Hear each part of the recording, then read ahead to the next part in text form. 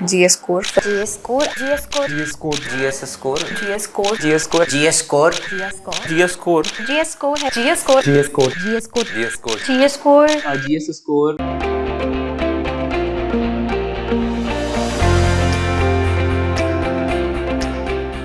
Hello dear students, I am Dr. Acing, teaching sociology for more than 2 decades. Today we will be talking about how to approach the syllabus of sociology. Before I proceed, look at the syllabus and make you understand what the syllabus is all about. I have always requested the students in last 24 years that you first try to look at the syllabus with a layman's perspective. I always believe that anyone who has a systematic understanding, who has a logical pursuit to look at the society is a sociologist, for which you do not need any kind of professional degree. And very long ago, I don't know whether I should share it or not, very long ago I had written that those who have not been initiated in sociology, they have done also very good in sociology. When we are looking at the sociology, the subject which does not require much time, it will be finished in 4.5 months. And the conceptual clarity is a prerequisite of that one. I am a firm believer that development of concept may take some time, because you would agree with the sentence of mine that the facts find the locations in the concept. So your first attempt would be that whenever you look at any unit, you try to understand it from the layman's perspective. And then you try to look at how sociology as a discipline that has tried to look at the phenomena what you have viewed from the layman's perspective. When we are talking about sociology, which is made up of two hybrid terms, socius and logos. Socius, broadly society, logos, that is a study or science. So etymologically means going by the words. Etymologically, sociology is a science or a study of society. And when we say sociology is a science of society, then right since emergence in 1838 till today, when we are talking about in 2024, sociology has always tried to look at the society, social phenomena, happenings in a society in a systematic manner, in a logical manner. And that's the first perspective that we will have to talk about, that what were the conditions within which sociology as a discipline emerged. So the moment you look at the syllabus begins modernity and social change in Europe and emergence of sociology.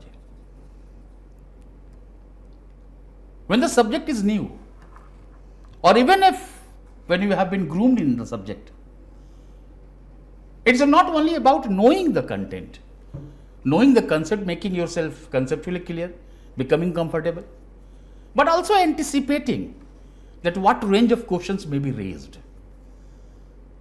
For which I have always said that approach in a diagrammatic manner, break the syllabus as much as you can, and try to look at the previous year questions, that from where the questions have come, what was the requirement, what was the need disposition of the question, and make a certain kind of skeleton synopsis to look at that one. For example, when you are looking at the first, paper 1.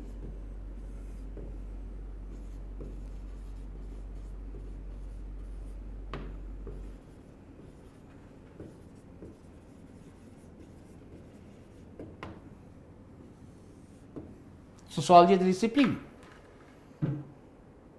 Then within this unit, you have a few subunits. Modernity,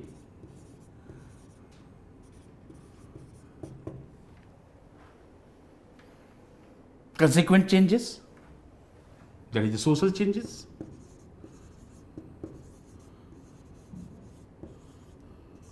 and emergence of sociology.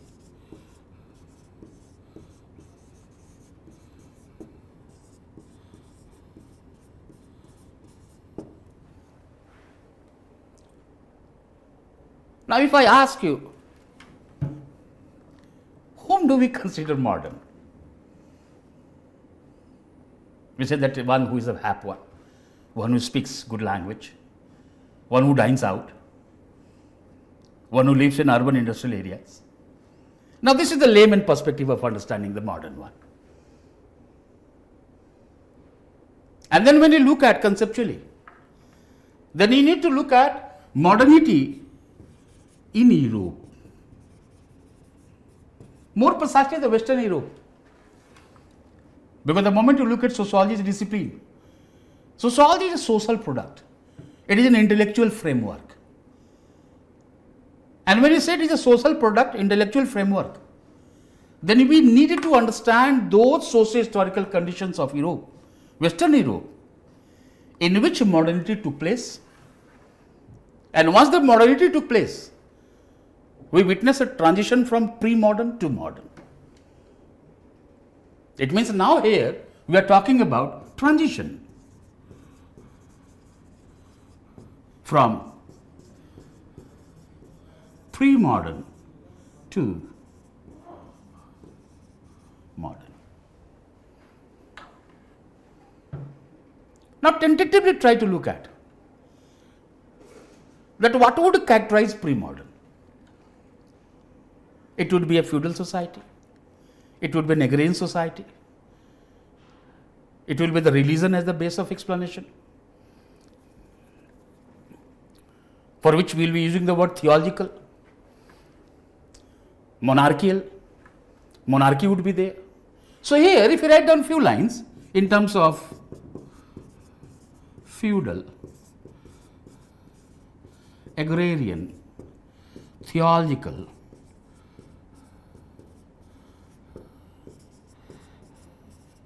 monarchy. Don't go deep. First approach simply. Then once the transition started taking place, then the transition is from feudal to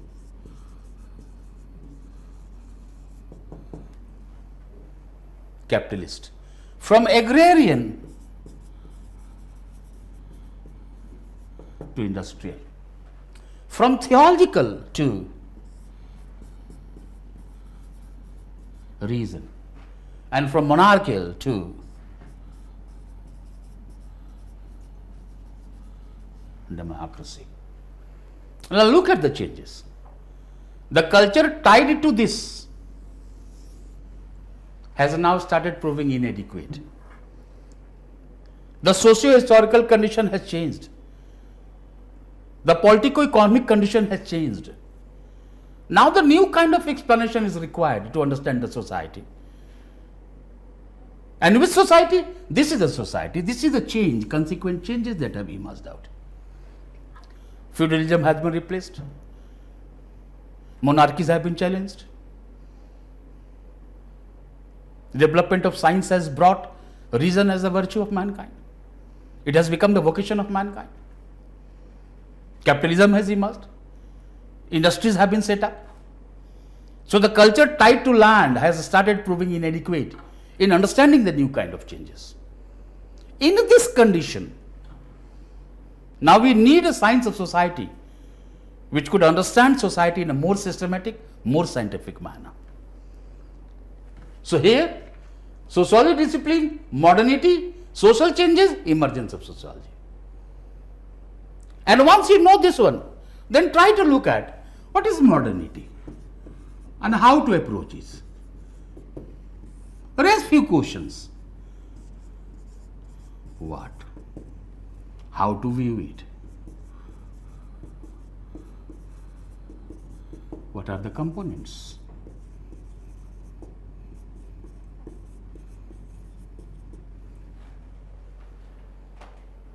And very simply, if I say that modernity is a cognitive, structural, institutional changes which came to be associated with the urban industrial society. Look at the change. You are not going anywhere. We are not turning any pages, we are not looking at any book. We are on the basis of our own understanding what you have understood here, we are now trying to approach what modernity is all about. And once you say the cognitive, structural, institutional changes brought by the urban industrial society, literate society, then the question comes how to view the modernity. Broadly, modernity could be viewed from the three perspectives, three dimensions. Modernity is an idea. It is a philosophical discourse, philosophical dimension, which is basically asking you, that is rapture with the past. This is the past. This is the present. So, the moment you say as an idea, it is asking you to go for the rapture with the past. Modernity has also been viewed as an experience. This is a socio-psychological dimension, this course. It is asking you to forget with which you are known, by which you are understood. So, it is asking you to move away from your past. Now, that is basically giving the certain kind of socio-psychological problems, socio-psychological tensions. And here, as a society, this is an empirical dimension which could be observed. And what could be observed? Observed in terms of social, economic, political realm. New social classes are emerging out. Society is becoming heterogeneous. And you all know that Europe was homogeneous. Now the heterogeneity is emerging out. New classes are emerging out. Economic changes have taken place. Democracy has come out, means now the certain revolutions have taken place. Anti-aristocratic revolutions have taken place, in which the French Revolution will be the most significant one, which could be observed. This kind of changes could be observed, could be seen from the eyes. And once you know it, then you are looking at what are the components. Enlightenment is a major component, the first component from where you will be looking at modernity. But anyone, if you have a bit of idea of history, the direction which was initiated by the period of Renaissance was provided a certain kind of foundation within the Enlightenment period. It is a critical reaction against authority, critical reaction against tradition. So, Enlightenment brought a new kind of perspective, coupled with the development of natural science. A new way of looking at the society started emerging out. The theological doctrines were being challenged. The great chain of being, the old theological doctrine, is of no use now. Now the science has emerged. Now science has become a vocation. And the second component would be industrial revolution. Third component would be the French Revolution, which I had just said in terms of anti-aristocratic movements. But when it comes to the French Revolution, also try to look at the impact of American War of Independence of 1776. Then the new discoveries, inventions, voyages, contact of West with the East. These all are the components you look at. And these components have brought the changes. In the light of these changes, sociology has emerged in 1838, whose foundation has been laid down by the French scholar Auguste Comte on the basis of the hybrid term socius and locus. Once you have understood it, then try to look at what would be the nature of the subject. So here you will be talking about nature in the scope of sociology.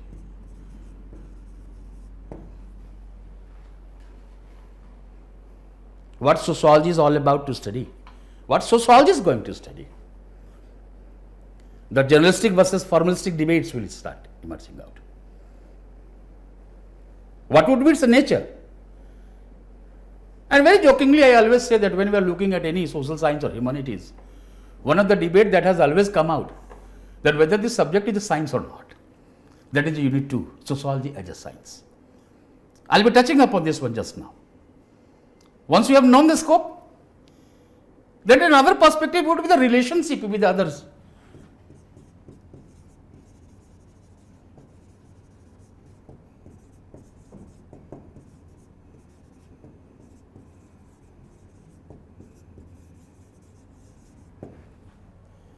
Psychology, anthropology, history, political science, economics. So what would be the relationship of sociology with the sciences, other social sciences? I have always asked the students that whenever you are looking at the relationship of sociology with other social sciences, try to look at the two dimensions, convergence and divergence, similarities and the differences. Similarities either in terms of the foci of interest, either in terms of content, either in terms of the methodology, or the differences of the same perspective of foci of interest, the contents, the way of studying it, the perspective, the theoretical models. You just try to look at. And once you become comfortable, then try to understand that how the sociologists have approached it. What the reaction of sociologists have been there, how the sociologists have viewed this entire phenomena which I talked about in a layman's perspective. But mind me, scholars are to be quoted to substantiate your view, not to frame your view. It is your understanding which is more important one. You are required to answer in your own way. Your understanding is going to help you. That's why the sociological understanding would be basically used by you to substantiate your answer. For example, if I talk about sociology and psychology, then one of the scholars which will be there in unit 2, Emile Durkheim, in a very nascent phase of sociology, in a very early phase of sociology, sociology has nothing to do with psychology, would be emphasized by Durkheim. But the moment you come to Max Weber, we will be talking about how the common sense psychology is necessary. It means when you talk about convergence, when you talk about the divergence, then these scholars are to be just quoted, and their reference could be picked up in terms of making the examiner understand that you know the subject. And once you have done this one, then here it will be common sense and sociology.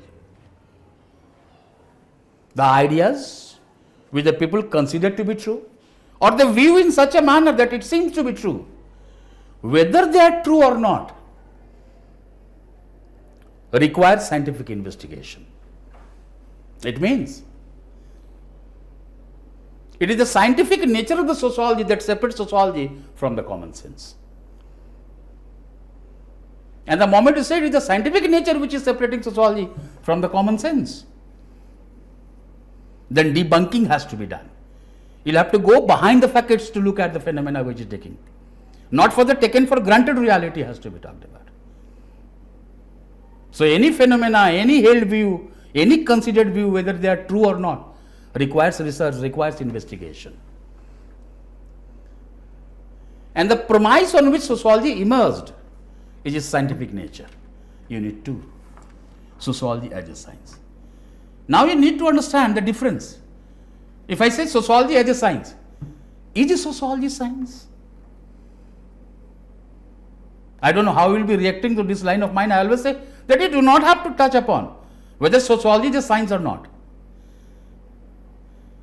And mind me dear, when you talk about positivism, non-positivism, which are the subjects of the units of your syllabus, if you talk about Durkheim, Weber, anyone, or the critique of positivism, we are not denying, the sociologists are not denying that sociology is a science or not. The debate is whether the methods of natural science be applied or not. And on this debate, you will have to basically come to the understanding of the second paper. So you find about positivism, its critique, facts, value and objectivity, So dichotomy of facts and value has to be talked about. Non-positivist methodology. From there you have to come to the post-positivism. A, B, C, D, E in unit 2. They are to be viewed, they are to be approached.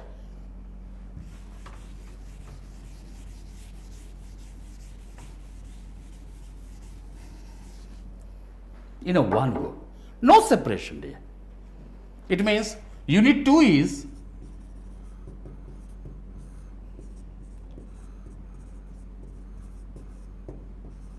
sociology as a science. If it is science, then theoretical stance will come out. It's a part B. Science, scientific methods and critique. Positivism and its critique. Facts, value and objectivity. Non-positivist methodology. So, from A to E,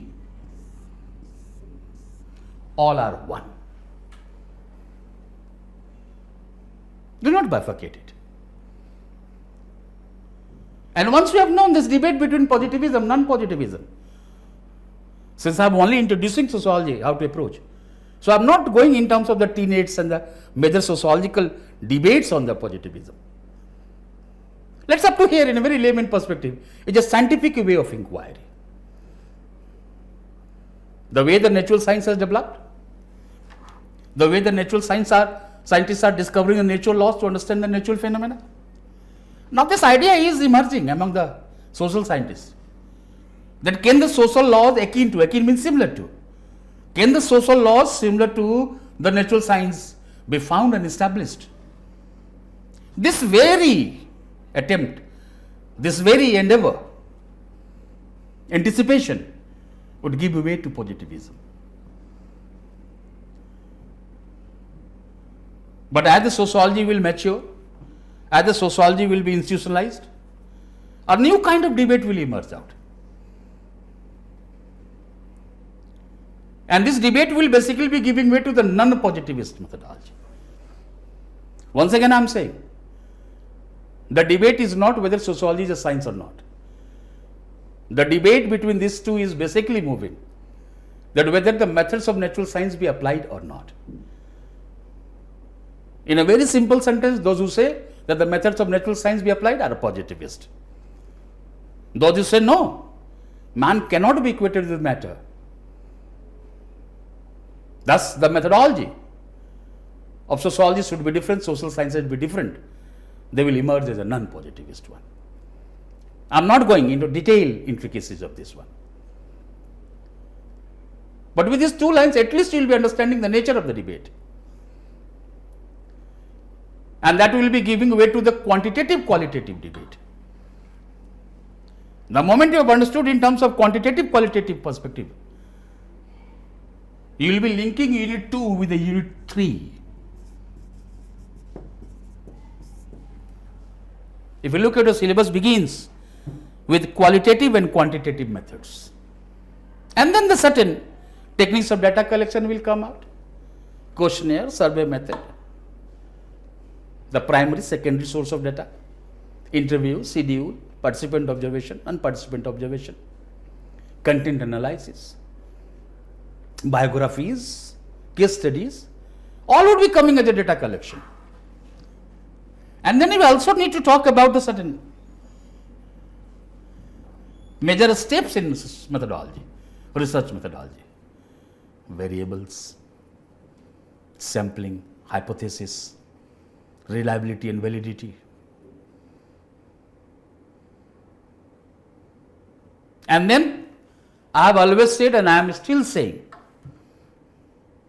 that the heart and soul of sociology is unit 4.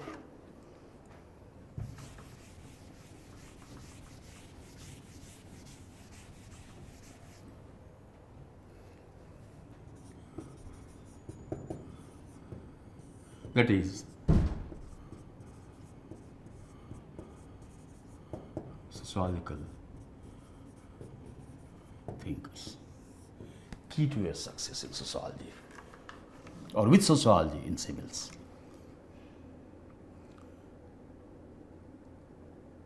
It will take some time. Go slow. Don't be in a hurry. Give some time. Understand it. And understand in a better manner so that the question does not surprise you. And once you look at the question, you know that this structure of question requires what kind of components, what kind of answer it requires.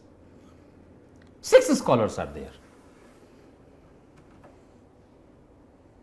Remember the 2 words of mine.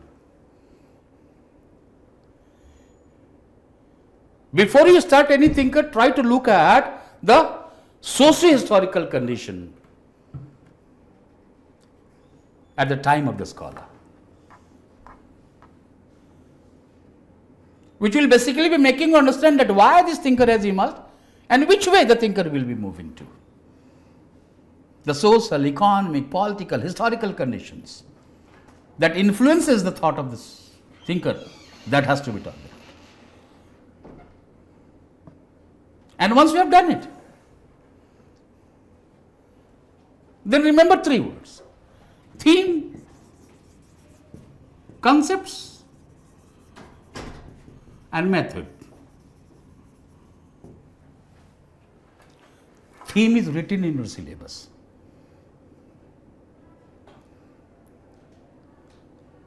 Concepts, once you read it, you need to find out what are the concepts. Because many times when the test series begins, when I find the answers, I find the final point, final essence of the answer is missing somewhere. Why? Because you have forgotten to recall the concepts which the theme required. For example, there is a amyl Durkheim and there is one division of labor.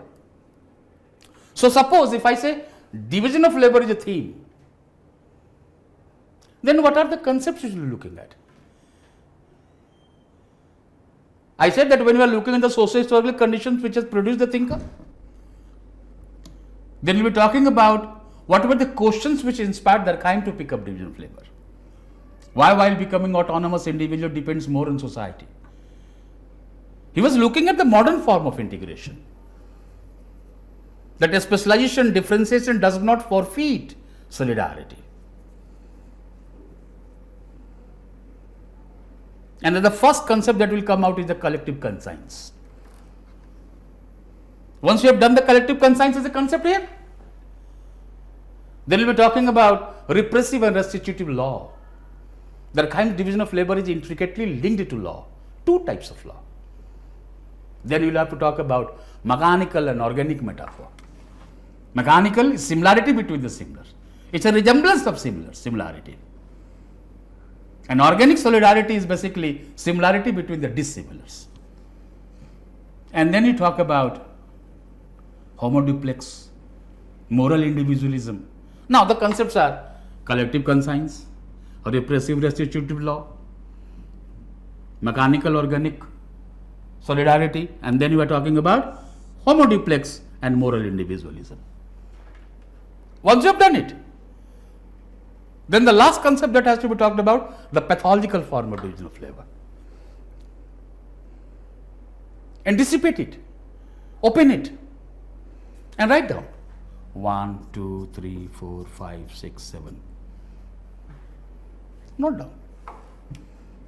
And then look at what method it has brought. Similarly, you pick up social fact, you pick up suicide as a theme. Likewise, in Marx, you pick up mode of production, alienation, class struggle. These all are the themes. In the themes, what concepts will come out and what methodology would be there. You would find here that you are more comfortable, you are more confident, your approach to the question is very good. And you now know that if even if the certain dimensions are there, certain change in the nature of the question is there, you would be able to approach it. And then you would be able to understand that there may be certain areas, certain themes on which convergence between the views of thinkers could be found. But since their methodologies are different, their views would be different. For example, many times it has been asked, division of labor by Durkheim and Marx, isn't it? Durkheim is a functionalist. Marx would be talking about from the perspective of dialectics, the conflict perspective. So you need to understand this kind of perspective. The moment you go to the mains, there must be reflective perspective. The moment you look at the question, you know, yes, this is the question, these are the dimensions which I need to open up. And same convergence and divergence. The consequences of division of labor. If Durkheim will talk about anomy, then Marx will talk about alienation. These are the part of your syllabus. Prepare 1, 2, 3, 4, 5, 6. Durkheim is a positivist. Marx is a critic to positivism. Weber is a non-positivist. G.H. Mead is a non-positivist. Now the two questions in the last 24, 25 years I have always found from the students. So there are so many scholars. Yes, I do agree. The subject which found its genesis in 1938, now when we are looking at it in 2024, a long time has passed. Sociology and empirical science. Everywhere the sociologists are working upon, they are trying to understand society. So certain theoretical dimensions, certain new concept, they will be emerging out. But in this syllabus, when you are looking at, what was the second unit? Positivism, its critic, non-positivism. Can we approach it from the perspective of Durkheim, Marx, Weber, G.H. Mead? And if need be, then we will be looking at some new scholars. But let me say, you might be fond of reading. Many of us are fond of reading. These are not the 6 scholars. They are the 6 stories. You need to develop the habit of reading the stories. And they are the 6 protagonists of the 6 stories. Read them. Like as you read the stories, read it. And then turn the syllabus. Then look at the theme. And try to recall back that in the themes, what are the major points which I gained? 30%, 40%. According to the ability or capability of the student, they will be able to retain. But you will understand it. I don't believe in this line. Sir, I don't understand. Everyone will understand. Every student has his own capability. Some will understand in the first time, some will in second time, some will in third time. But everyone will understand. Unless you have refused to understand. And then once you have done it, then you are the future of the scholars. Time scale has changed, the structure has changed. Now try to look critically. Their themes, their concepts, their contents, and try to look at where you are standing, how far they would be relevant. And then look at the certain critics. And don't look at critics as a passing reference. Critics are more learned than the scholar, since they have not only understood the entire essence of the thinkers who have proposed certain theories, certain concepts, but they have very critically tried to analyze it. And once we have done it, then 70% of our syllabus is done, dear. I'm sorry, once again I'm saying 70% of our syllabus is done. And you ask, sir, we have done only 4, there are 10 units. Yes, there are 10 units. Unit 5, 6, 7, 8, 9, 10. Unit 5 is social stratification and mobility. Unit 6 is work and economic life. Unit 7 is polity and society. Unit 8 is religion and society. And Unit 9 is a system of kinship. And Unit 10 is social change in modern society. Do you know? Every unit begins. It begins with the certain theories. For example, in social stratification, when you have looked at the concepts of equality, inequality, exclusion, hierarchy, unstratified society, poverty, deprivation.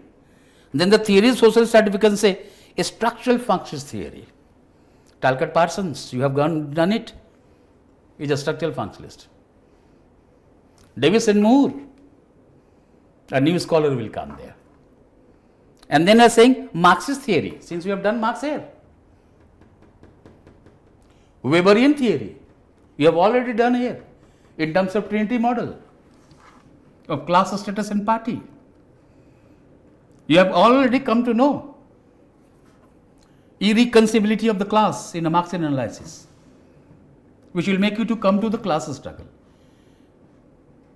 You have now understood the thinkers in a more holistic manner. What you need to do? You now need to segmentalize their views according to the need from Unit 5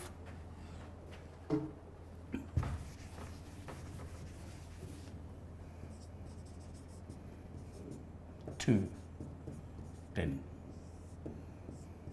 Your first attempt in all these units would be to use these 6 scholars wherever they would be required, and then look after the scholars who are new. Don't read abruptly. Read it for yourself. Read it for your own confidentiality, for your own confidence. And once you have done it, try to approach conceptually. For example, in one simple line which I say, that social stratification is institutionalized structural inequality. A structure, arrangement of parts.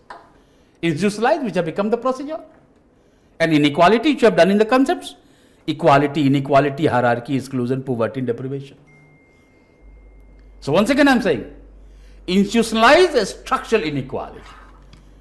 In the contemporary time, the example of these two, the institutionalized structural inequality would be class and caste. All right. But from here, try to link the second paper with the first paper. Because the moment you talk about the social stratification from the paper 1, then in the second paper, part B, unit 2, would be caste system. And caste, just I say caste, is an example of the social stratification in the Indian context. Similarly, when we talk about the work and economic life, you will be finding about social organization of work in different types of society: slave society, feudal society, industrial capitalist society, Marx, Durkheim, Weber. They will give you the insights on this. Marxian analysis will completely give the insight on this one.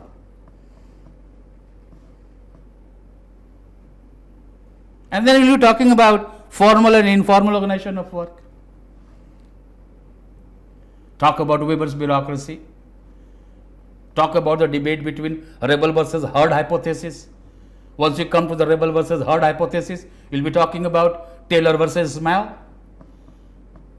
Range of questions would be understood. Sometimes some students say me, sir, this question was out of syllabus. No, there is no question out of the syllabus. I don't believe in this line.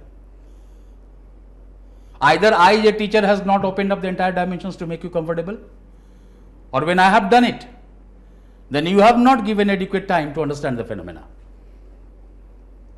A scaling of the marks is always done by a teacher, not by the UPSC. The first scaling of the marks will be done by the teacher, and second would be you. You are responsible for this one. I have always said 2.5 hours. My job as a teacher will finish. Your job will begin after this one. An average. How much time you spend in the class notes? 4, 5, sometimes 2 pages, sometimes 5 pages. When you go back home, how much time it will take to read? 15, 20 minutes. Mark it. Wherever you have not understood, mark it. You give this 20 minutes. Next day, the moment class begins, come and sir, here in the last class, this is the line where I have not understood. Let the discussion begin from there. Do not linger. Your conceptual clarity should be the first priority of yours. Be vocal. Tell it. Tell the sir. Tell me, sir, here is the I'm getting some problem.